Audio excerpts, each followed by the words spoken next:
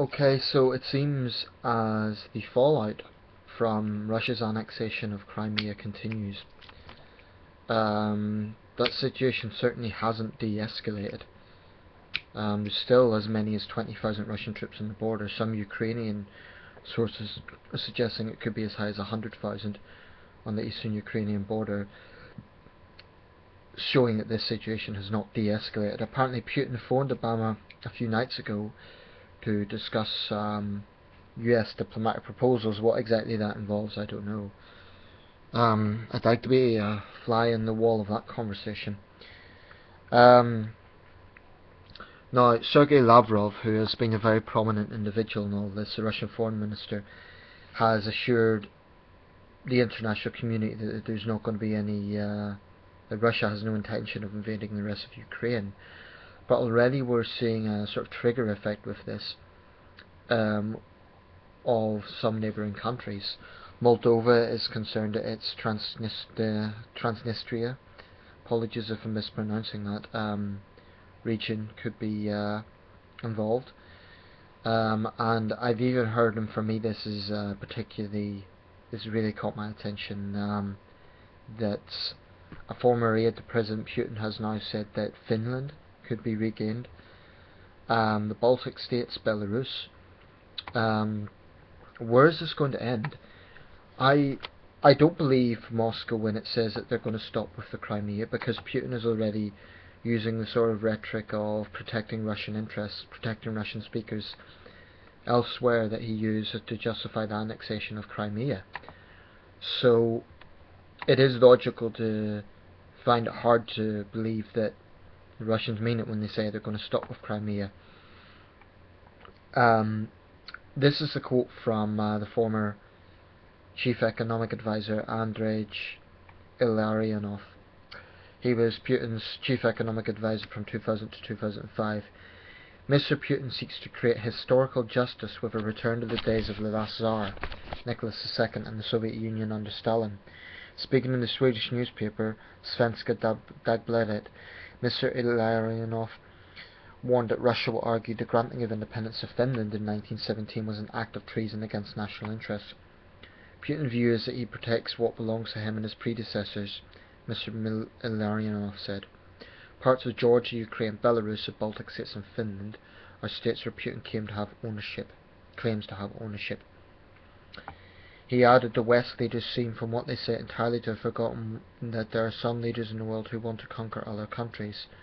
Mr. Illarionov has helped draft a host of Russia's economic policies in recent years and served as Mr. Putin's personal representative at a number of G8 conferences. He is now a senior fellow at the Cato Institute Center for Global Liberty and Prosperity in Washington.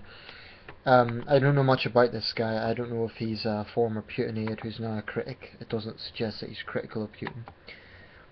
But certainly what he's saying, if it's accurate, should raise alarm bells. This is just one person's opinion, so we maybe shouldn't read too much into it. But you do have to consider Putin's statements, his own statements, about the fall of the Berlin Wall being the greatest geopolitical tragedy of the 20th century. It's pretty obvious that Putin feels he has a personal duty to restore Russian honour, so-called, with the perceived dishonour being the glasnost and perestroika in the 80s. I don't think we're going to see Russian troops invade Finland overnight or anything like that, but what is happening here is a build-up and a sort of proxy war between East and West. This is Putin basically sticking the fingers up to NATO countries, knowing that we're not going to get involved militarily. So there is a danger here. You always need to be careful when making Hitler comparisons, like I said in the last video. So I'm not going to say Putin is Hitler. There's not the same issues in Russia as there were in 1930s Germany. Nevertheless, and what I mean by that is there isn't the same sort of intense Nazi eugenic ideology. There isn't the same level of economic depression and so on that we saw in 1930s Germany. And whilst Russia, in my opinion, is an extremely racist country, there's a lot of racism in it at least, that isn't necessarily an official program of Putinism. So there's a lot of issues to address here. There is differences with the 30s situation, but what keeps coming to my mind is that the Third Reich used the same excuses about annexing parts of other countries to protect German speakers. Now it seems that we see history repeating itself with Putin doing the same thing for Russian speakers. The problem with this is, of course, a sovereignty issue. He's violating the sovereignty of these states. I'd like to address those who say the West is hypocritical on this.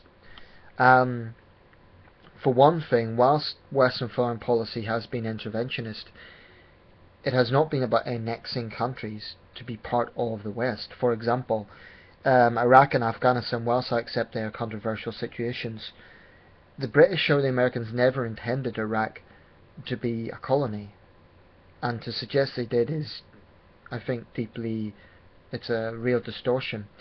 I accept there's two sides of the argument about whether intervention was right or wrong, but I think the idea that it was going to become a sort of colony of the US or Britain is not accurate.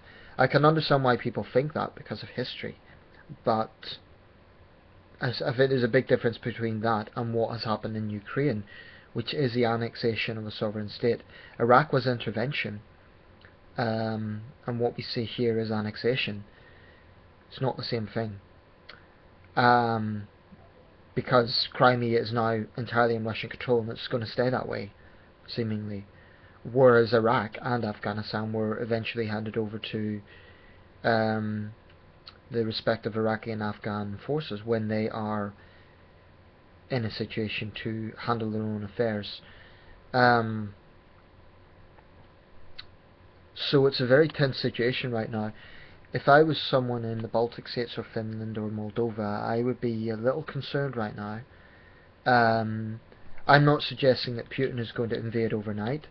That would be scaremongering.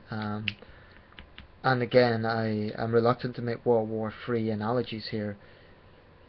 But I don't think at the same time we should be complacent, because history shows us that complacency can be dangerous.